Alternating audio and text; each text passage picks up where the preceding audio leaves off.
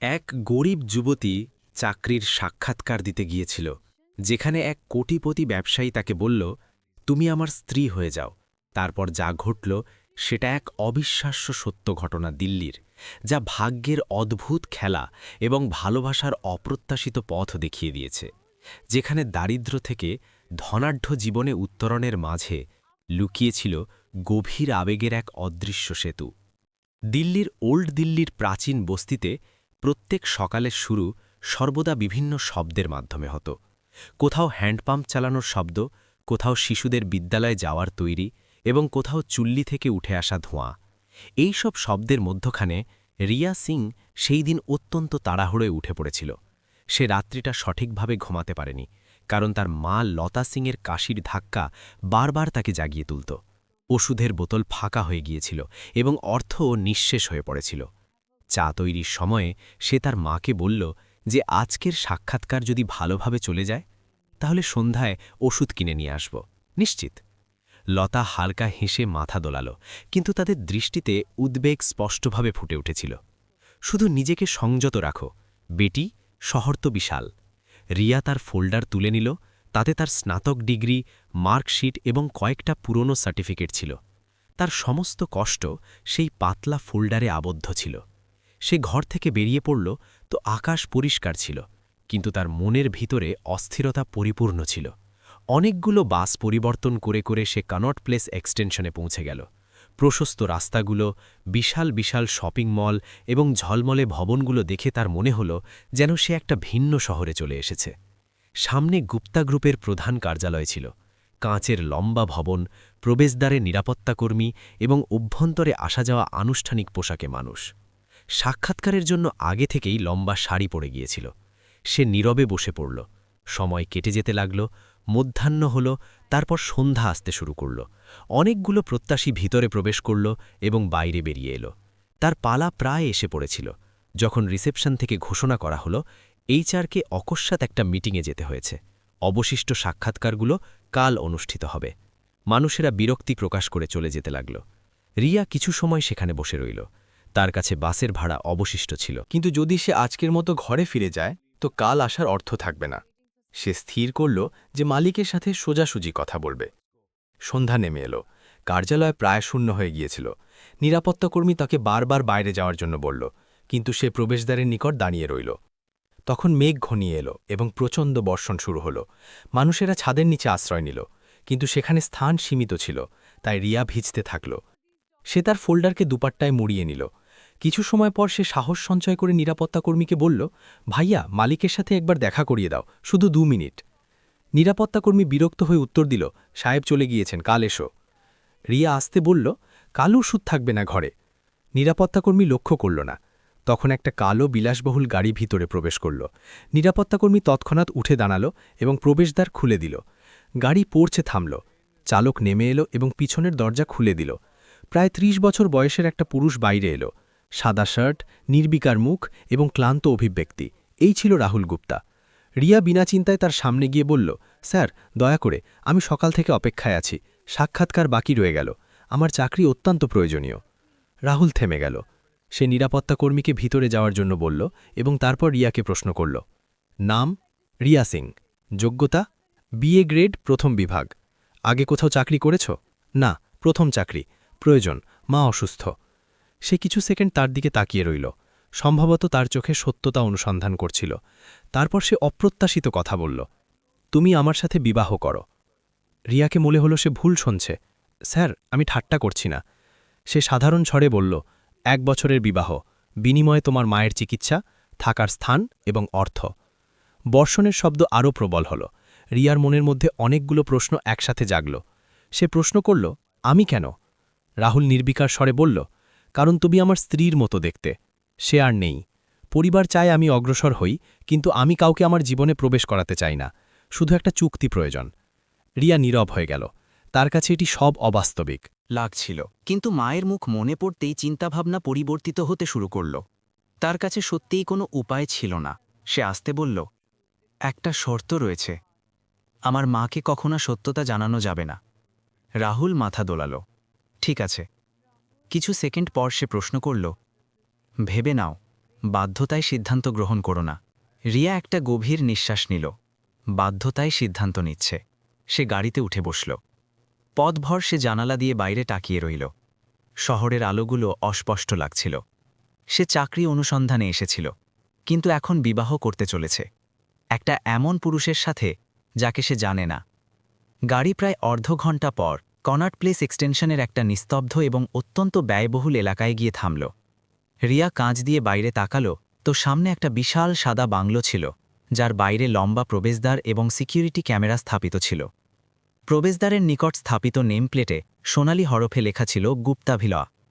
গাড়ি ভিতরে প্রবেশ করল তো সামনে বিশাল লন দেখা গেল। মধ্যভাগে ফোয়ারা এবং প্রান্তে সুসজ্জিত গাছপালা। রিয়া এতটা সুসজ্জিত স্থান আগে কখনো নিকট থেকে দেখেনি। তার কাছে প্রথমবার অনুভূতি হল যে সে সত্যিই একটা ভিন্ন জগতে চলে এসেছে। চালক দরজা খুলে দিল। রিয়া আস্তে নেমে এলো। তার পদক্ষেপ নিজে থেকে ধীর গতির হয়ে গেল।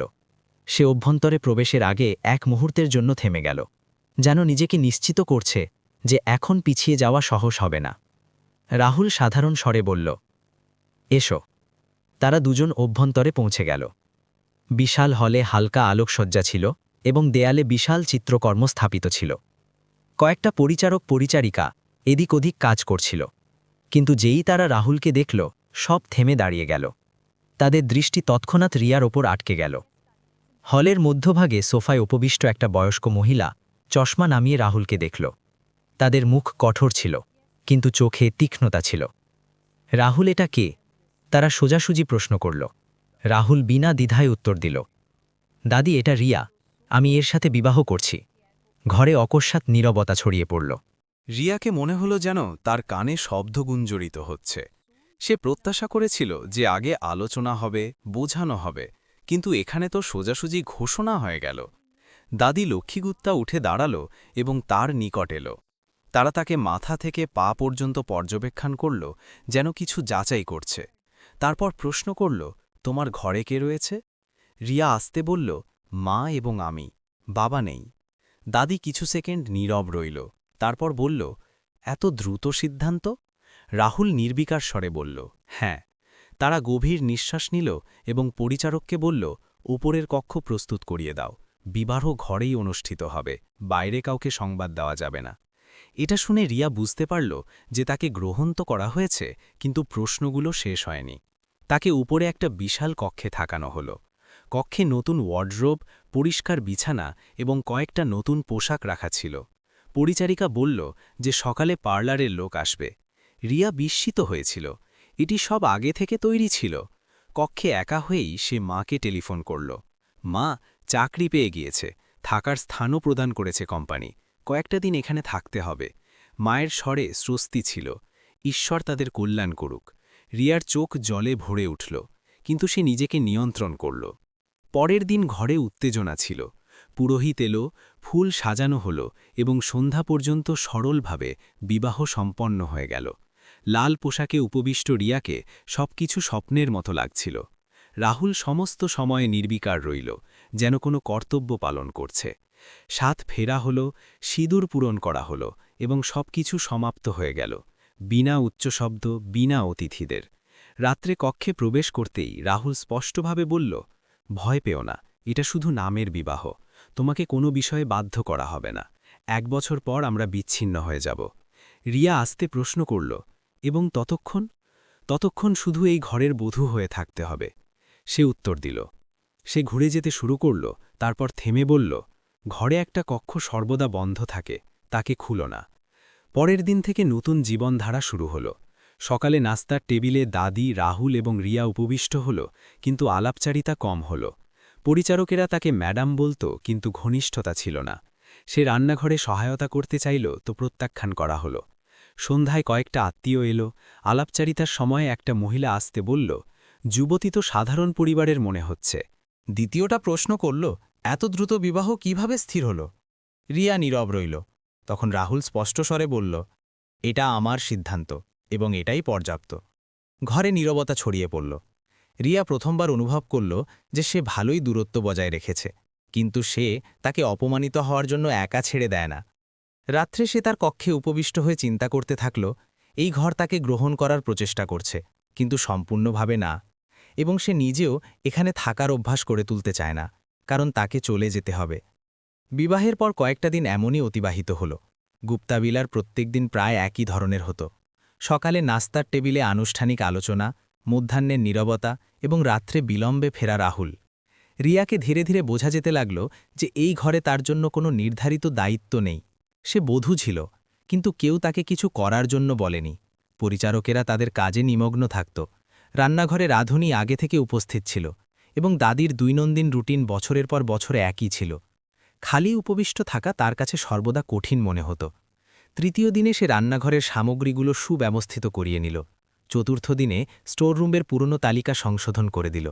শুরুতে কর্মীরা দ্বিধান্বিত হতো, তারপর ধীরে ধীরে তার কথা মেনে নিতে শুরু করল। ঘরের সামগ্রীগুলো সময়মতো আসতে শুরু করল, এবং ছোট ছোট অসুবিধাগুলো হ্রাস পেতে লাগল। দাদি লক্ষ্য করল যে এখন তাদের বারবার পরিচারকদের ডাকতে হয় না।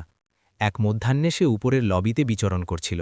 দেয়ালে স্থাপিত ছবির ফ্রেমগুলো দেখতে দেখতে তার দৃষ্টি একটা ভিন্ন দরজায় পড়ল। অন্যান্য কক্ষগুলো থেকে পৃথক, পুরনো কাঠের, যেন অনেক কাল থেকে ব্যবহার না করা। তার তৎক্ষণাৎ রাহুলের কথা স্মরণ হল। একটা কক্ষ সর্বদা বন্ধ থাকে, তাকে খুলো না। সে কিছু মুহূর্ত থেমে রইল। মন বলল ফিরে চলে যাও, কিন্তু কৌতূহল প্রবল হয়ে উঠল। সে আস্তে হ্যান্ডেল চাপ দিল।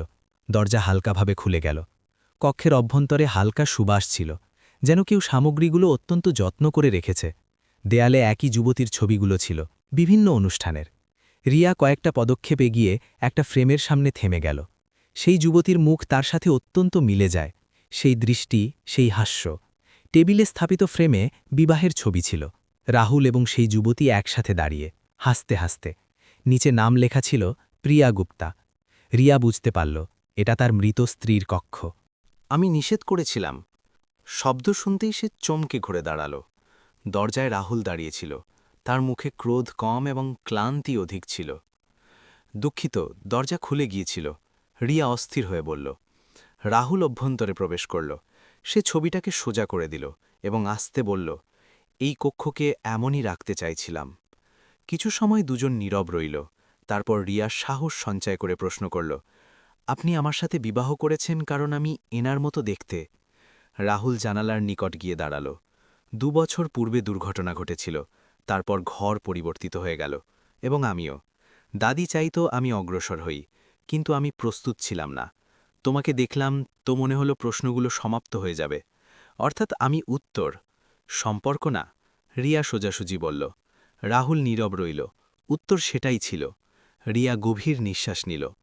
উদ্বিগ্ন হবেন না, 1 বছর পর আমি চলে যাব, আপনাকে আমার অভ্যাসও হবে না। রাহুল তার দিকে তাকাল। সম্ভবত তার প্রত্যাশা ছিল না যে সে এত সহজভাবে গ্রহণ করবে। সে আস্তে স্বরে বলল, আমি তোমাকে যন্ত্রণা দেওয়ার জন্য বিবাহ করিনি।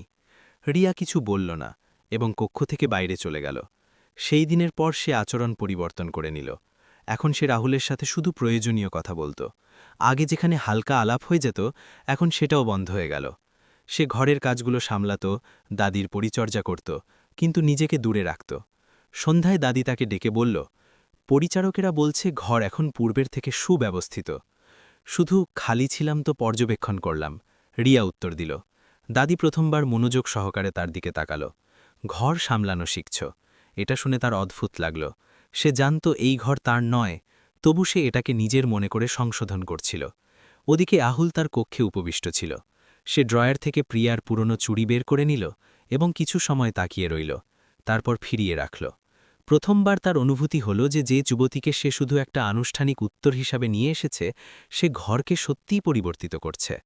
বন্ধ কক্ষে ঘটনার পর ঘরে কোনো খোলা বিতর্ক ঘটেনি, কিন্তু পরিবেশ পরিবর্তিত হয়ে গেল। রিয়া সেই দিনের পর নিজেকে সম্পূর্ণভাবে ঘরের কাজগুলোতে নিয়োজিত করে দিল। সে স্থির করেছে যে সে তার সীমা ভুলবে না। সেখানে 1 বছরের জন্য এসেছে, তাই আবেগগুলো দূরে রাখাই উচিত। এখন তার সকাল তাড়াতাড়ি শুরু হতো। সে রান্নাঘরে গিয়ে দিনের খাদ্য তালিকা স্থির করাত, দাদির ওষুধগুলো সময় মতো রাখত এবং কর্মীদের সাথে কাজের বিভাজন করে দিত।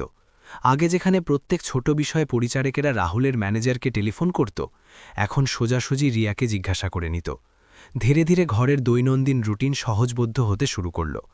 একটা সকালে নাস্তার টেবিলে দাদি চারে কাপ রেখে বলল, আজকাল সবকিছু সময় মতো ঘুরতে শুরু করেছে। রিয়া শুধু হালকা হাসি প্রদান করল। রাহুল সংবাদপত্র পাঠ করছিল, কিন্তু সে এই কথা লক্ষ্য করল। কয়েকটা দিন পর চিকিৎসক বলল যে লতা সিংয়ের অবস্থা অনেক উন্নত এবং তাদের কয়েকটা দিন ঘরে নিয়ে যাওয়া সম্ভব। রিয়া আনন্দিত হল, কিন্তু দাদি বলল, একা কিভাবে থাকবে? তাদের কিছু সময় এখানে রাখো। রিয়া বিস্মিত হয়ে গেল। সে চিন্তা করেনি যে দাদি এমন বলবে। সে রাহুলের দিকে তাকাল। সেও মাথা দলিয়ে সম্মতি প্রকাশ করল। যখন তার মা গুপ্তাভিলা এলো তো অস্থির ছিল। এত বিশাল ঘর দেখে তাদের বিশ্বাস হয়নি যে তাদের কন্যা এখানে বাস করে। তারা রাহুলকে আশীর্বাদ প্রদান করল এবং বলল, বেটির যত্ন নিও। রাহুল শুধু এটুকু বলল, আপনি উদ্বিগ্ন হবেন না। মায়ের আগমনের পর রিয়া পরিবর্তিত হয়ে গেল। সে এখন পূর্বের থেকে অধিক স্বচ্ছন্দ থাকতে শুরু করল। কখনো মায়ের সাথে হাসত, কখনো তাদের ঘর দেখাত। রাহুল অনুভব করল যে সে এখন সেই যুবতী থেকে পৃথক লাগছে, যাকে সে বর্ষণের দিনে নিয়ে এসেছিল। এখন তাতে ঘরের মতো ঘনিষ্ঠতা ছিল। এক রাত্রে বিদ্যুৎ কিছু সময়ের জন্য বিচ্ছিন্ন হয়ে গেল। দাদিকে অন্ধকার থেকে ভীতি লাগত। রিয়া তৎক্ষণাৎ দাদের কক্ষে গেল, মোমবাতি প্রজ্বলিত করল এবং তাদের নিকট উপবিষ্ট হল। সে তাদের কাছে রাহুলের শৈশবের কথা জিজ্ঞাসা করতে শুরু করল। দাদি বলতে থাকল, বিদ্যালয়, অধ্যয়ন, প্রথম চাকরি এবং তারপর প্রিয়ার উল্লেখ করতে করতে থেমে গেল। দরজায় দাঁড়ানো রাহুল সব কিছু শুনছিল। তার অনুভূতি হল যে অনেক সময় পর দাদি ভারাক্রান্ত না হয়ে প্রিয়ার নাম উচ্চারণ করতে পারছে। সম্ভবত ঘর ধীরে ধীরে স্বাভাবিক হয়ে উঠছে। পরের দিন সে রিয়াকে বলল, গতকাল ধন্যবাদ। রিয়া সহজভাবে বলল, কোনো বিষয় না, এটা ছোট বিষয় ছিল। কিন্তু প্রথমবার আলাপচারিতা আনুষ্ঠানিক লাগল না। ধীরে ধীরে সন্ধ্যার চা একসাথে হতে শুরু করল। আলাপচারিতা এখনও সংক্ষিপ্ত হতো, কিন্তু এখন নীরবতা অস্বস্তিকর ছিল না। একদিনে রিয়া ঠাট্টায় বলল, আপনি সর্বদা এত নীরব থাকেন নাকি শুধু আমার সামনে? রাহুল হালকা হাসির সাথে বলল, সম্ভবত এখন কম নীরব থাকব। সময় অতিবাহিত হতে থাকল। ঘরে পূজা স্থাপিত হল এবং এবার রিয়া সমস্ত তৈরি সামলাল। আত্মীয়রা এলো তো পরিবেশ পূর্বের থেকে ভিন্ন ছিল। কেউ বলল, বধূ ঘর সামলে নিয়েছে। দাদি গর্ব করে শুনতে থাকল। রাহুল প্রথমবার দৃষ্টি না সরিয়ে রিয়াকে দেখল, যেন তাকে নতুন আকারে চিনছে। রাত্রে সকলের চলে যাওয়ার পর রিয়া সোফায় ক্লান্ত হয়ে উপবিষ্ট হল। রাহুল জলের গ্লাস প্রদান করল এবং বলল, আজ অনেক কাজ করেছ। রিয়া আস্তে স্বরে বলল, অভ্যেস হচ্ছে, কিন্তু অভ্যেস গড়ে তোলা উচিত না। আমাকে চলে যেতে তো হবে। এটা শুনে রাহুল নীরব হয়ে গেল। তার প্রথমবার মনে হল যে যে কথাকে সে অবহেলা করছিল সেটা সত্য। এই সঙ্গ সর্বদায়ের না। সেই রাত্রে সে অনেকক্ষণ জেগে থাকল। তার অনুভূতি হল যে ঘরের যে স্বাভাবিকতা ফিরে এসেছে সেটা অস্থায়ী এবং এই চিন্তা তার অস্থিরতা সৃষ্টি করছে। ওদিকে রিয়া তার কক্ষে ক্যালেন্ডার পর্যবেক্ষণ করছিল। বিবাহ হয়ে ৩ মাস অতিবাহিত হয়ে গিয়েছে। সে তারিখে আঙুল রেখে মনে মনে গণনা করল ৯ মাস। আর সে নিজেকে স্মরণ করিয়ে দিল যে এই সম্পর্ক নির্ধারিত সময়ের। কিন্তু হৃদয়কে বোঝানো এখন পূর্বের মতো সহজ রইল না। সময় ধীরে ধীরে অতিবাহিত হল। ঋতু পরিবর্তিত হল, উৎসবগুলো এলো এবং চলে গেল। কিন্তু গুপ্তাভিলার রুটিন এখন স্থির হয়ে গিয়েছে। রিয়া এই ঘরের অংশ হয়ে উঠেছে, ভোলে নামের জন্যই সই।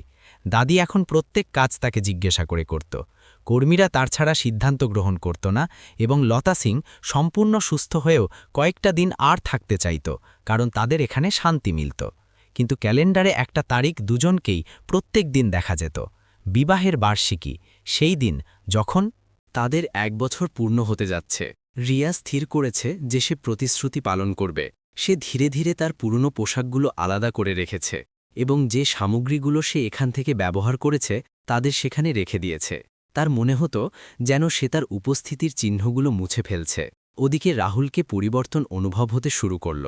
সে এখন কার্যালয় থেকে তাড়াতাড়ি ফিরত, অনেকবার বিনা কারণে ড্রয়িং রুমে উপবিষ্ট থাকত।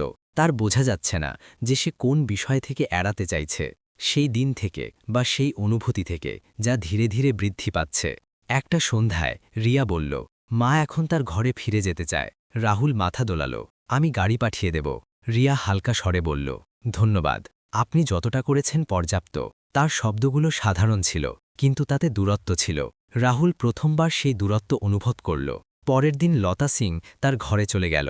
চলে যাওয়ার সময় তারা রিয়াকে বলল, তুই সুখী থাকো, এটাই কামনা করি। রিয়া তাদের আলিঙ্গন করল, কিন্তু কিছু বলল না। ঘর অকস্মাৎ শূন্য লাগতে শুরু করল। দাদি তার কক্ষে ছিল এবং কর্মীরা তাদের কাজে। সন্ধ্যায় চায়ের সময় প্রথমবার টেবিলে শুধু রাহুল এবং রিয়া ছিল, কিন্তু আলাপচারিতা ঘটেনি। রাত্রে রিয়া তার ব্যাগ বের করে নিল। সে পোশাকগুলো স্থির করল এবং একটা খাম তৈরি করল। তাতে চাবিগুলো এবং একটা ছোট্ট পত্র রাখল। সে লিখল যে 1 বছর সম্পূর্ণ হয়েছে এবং সে চলে যাচ্ছে। সে ধন্যবাদ লিখল এবং মাকে সত্যতা না বলার অনুরোধ করল। সকালে সে তাড়াতাড়ি উঠে পড়ল। সমস্ত ঘরে নীরবতা ছিল। সে শেষবার প্রত্যেক কক্ষ দেখল, ব্যালকনি, রান্নাঘর, সেই সোফা যেখানে কখনো দুজনে চা পান করেছে। তারপর বিনা কাউকে জাগিয়ে প্রবেশদ্বার থেকে বাইরে চলে গেল। যখন রাহুল নিচে এলো তো সবকিছু স্বাভাবিক ছিল, কিন্তু রিয়া ছিল না। আগে সে ভেবেছে সে মন্দিরে গিয়েছে। তারপর সমস্ত ঘরে অনুসন্ধান করে টেবিলে রাখা খাম দেখল। পত্র পাঠ করে সে কিছু সময় সেখানে দাঁড়িয়ে রইল। এটা সেই সমাপ্তি ছিল যা শুরু থেকে স্থির ছিল, কিন্তু এখন তার খালিপন অনুভব হচ্ছে। দাদি প্রশ্ন করল, রিয়া কোথায়? সে আসতে বলল, চলে গিয়েছে। সেই দিন সে কার্যালয়ে যায়নি। সে ওল্ড দিল্লিতে পৌঁছল, কিন্তু প্রতিবেশীরা বলল যে রিয়া সকালেই কোথাও চলে গিয়েছে এবং বলেছে নতুন চাকরি পেয়েছে। সন্ধ্যায় বর্ষণ শুরু হলো। অজান্তে তার গাড়ি সেই বাসস্ট্যান্ডের সামনে থেমে গেল, যেখানে 1 বছর পূর্বে সে তার সাথে সাক্ষাৎ করেছিল। সে কিছু সময় সেখানে দাঁড়িয়ে রইল। তখন সে তাকে দেখল। রিয়া বেঞ্চে উপবিষ্ট ছিল, ব্যাগ নিকটে রাখা ছিল, সম্ভবত বাসের অপেক্ষায় ছিল। তুমি বিনা সংবাদে চলে গিয়েছ, সে বলল। রিয়া নির্বিকার স্বরে উত্তর দিল। প্রতিশ্রুতি ছিল 1 বছরের। দুজন কিছু মুহূর্ত নীরব রইল। বর্ষণ প্রবল হয়ে উঠল, কিন্তু এখন তাদের মধ্যে কোনো চুক্তি ছিল না, শুধু সত্যতা অবশিষ্ট ছিল। রাহুল আসতে বলল, ঘরে চলো। রিয়া তার দিকে তাকালো। এখন কেন? বর্ষণ অবিরাম প্রবল হচ্ছে। বাসস্ট্যান্ডের ছাদের নিচে দাঁড়ানো মানুষেরা তাদের পথে নিমগ্ন ছিল, কিন্তু রাহুল এবং রিয়ার জন্য যেন সময় কিছু মুহূর্তের জন্য থেমে গিয়েছিল। 1 বছর পূর্বে এই স্থানে একটা অজানা সম্পর্ক শুরু হয়েছিল, এবং আজ সেই স্থানে তার সিদ্ধান্ত হতে যাচ্ছে। রিয়া ব্যাগ দৃঢ়ভাবে ধরে রেখেছে। সে বুঝতে পারছে না যে এখানে দাঁড়িয়ে থাকা সঠিক নাকি চলে যাওয়া। সে আস্তে স্বরে বলল, আপনাকে আসার প্রয়োজন ছিল না, আমরা আগেই স্থির করেছিলাম। রাহুল সোজাসুজি উত্তর দিল, স্থির আমরা করেছিলাম, বোঝা আমি এখন লাভ করেছি। কিছু মুহূর্ত সে তার দিকে তাকিয়ে রইল। তার স্বরে এবার সেই আনুষ্ঠানিকতা ছিল না যা পূর্বে থাকত। আমি সেই দিনে তোমাকে থামিয়েছিলাম কারণ আমার একটা নাম প্রয়োজন ছিল, ঘরের লোকদের প্রশ্নগুলো সমাপ্ত করতে ছিল। কিন্তু এই 1 বছরে ঘর পরিবর্তিত হয়ে গেল, এবং আমিও। রিয়া দৃষ্টি নামিয়ে নিল। সময়ের সাথে সবকিছু ঠিক হয়ে যায়, আপনাকে অভ্যেস লেগে গিয়েছে। শুধু, রাহুল তৎক্ষণাৎ বলল, যদি শুধু অভ্যেস হতো তো আমি তোমাকে অনুসন্ধান করতে আসতাম না। অভ্যেস ছেড়ে যায়, অভাব না। বর্ষণের ফোঁটাগুলো প্রবল হল। কয়েকটা মানুষ তাদের নিকট দিয়ে চলে গেল, কিন্তু দুজন সেখানে দাঁড়িয়ে রইল। তুমি চলে গেলে তো ঘর আবার সেই ধরনের হয়ে গেল। সে আরও বলল, নির্বিকার, কিন্তু শূন্য। দাদি প্রথমবার প্রশ্ন করল যে বধূ কখন আসবে, তখন বোঝা গেল যে তুমি শুধু উত্তর ছিলে না। রিয়া প্রথমবার তার দিকে তাকালো। এবং যদি আমি ফিরে এলামও তো 1 বছর পর আবার সেই বিষয় হবে। রাহুল মাথা দোলালো। এবার কোনো 1 বছর নেই, আমি দাদির সাথে সমস্ত সত্যতা বলে দিয়েছি, চুক্তি, কারণ, সমস্ত কিছু। রিয়া বিস্মিত হয়ে গেল। আপনি সমস্ত বলে দিয়েছেন? হ্যাঁ, সে বলল, কারণ এখন এটা মিথ্যা রাখতে চাইনি, এবং কারণ আমি তোমাকে আবার হারাতে চাই না। কিছু মুহূর্ত নীরবতা রইল। বর্ষণের শব্দ এখন হালকা লাগছিল। রাহুল আস্তে তার হাত এগিয়ে দিল। চলো ঘরে, এবার আমার কর্তব্য হয় না, আমার স্ত্রী হয়ে। রিয়ার মনে 1 বছরের সমস্ত বিষয় ঘুরে গেল। প্রথম দিনে দাদির কঠোরতা, মায়ের হাস্য, সন্ধ্যার চা এবং সেই দূরত্ব যা ধীরে ধীরে সমাপ্ত হয়ে গিয়েছিল। তার কাছে এখন প্রত্যাখ্যান করার সম্পূর্ণ স্বাধীনতা ছিল। তবু পদক্ষেপ এগিয়ে গেল। সে তার ব্যাগ নিচে রেখে তার হাত ধরে নিল। দুজন গাড়ির দিকে অগ্রসর হল। পথভর কোনো আলোচনা ঘটেনি, কিন্তু নীরবতা ভারাক্রান্ত ছিল না, যেন দুজনকেই এখন শব্দের প্রয়োজন রইল না। গুপ্তাভিলার প্রবেশদ্বার খুলে গেল। অভ্যন্তরে আলোকসজ্জা ছিল। দরজায় দাদি লক্ষ্মী দাঁড়িয়েছিল। তাদের মুখে সেই শক্তি ছিল না যা প্রথম সাক্ষাতে ছিল। রিয়া থেমে গেল। দাদি তার নিকট এলো এবং বলল, ঘর ছেড়ে যায় না বধূ, রাগ করে যায় এবং ফিরে আসে। তারা তার মাথায় হাত রাখল। রিয়ার চোখ জলে ভরে উঠল। সে ঝুঁকে তাদের পাশ পার্শ্ব করল। রাহুল হালকা স্বরে বলল, ওয়েলকাম হোম।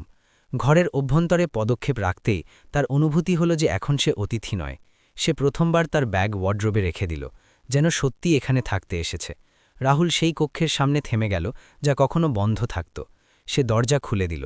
অভ্যন্তরের সামগ্রীগুলো সুব্যবস্থিত করে ওয়ার্ড্রোবে রাখা হয়েছে। দেয়াল শূন্য ছিল। সে বলল, কিছু স্মৃতি থাকে, কিন্তু জীবন থামে না। রিয়া উত্তর দিল, নতুন স্মৃতি গড়ে তুলতে সময় লাগে। রাহুল মুচকি হাসল, আমার কাছে সম্পূর্ণ সময় রয়েছে। সেই রাত্রে গুপ্তাবিলায় অনেক সময় পর নীরবতা না শান্তি ছিল।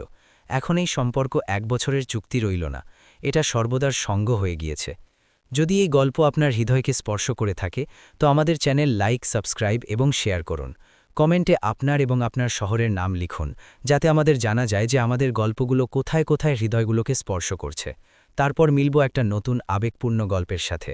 ততক্ষণ খুশি থাকুন, সুস্থ থাকুন এবং আপনার সম্পর্কগুলোকে সময় দিন।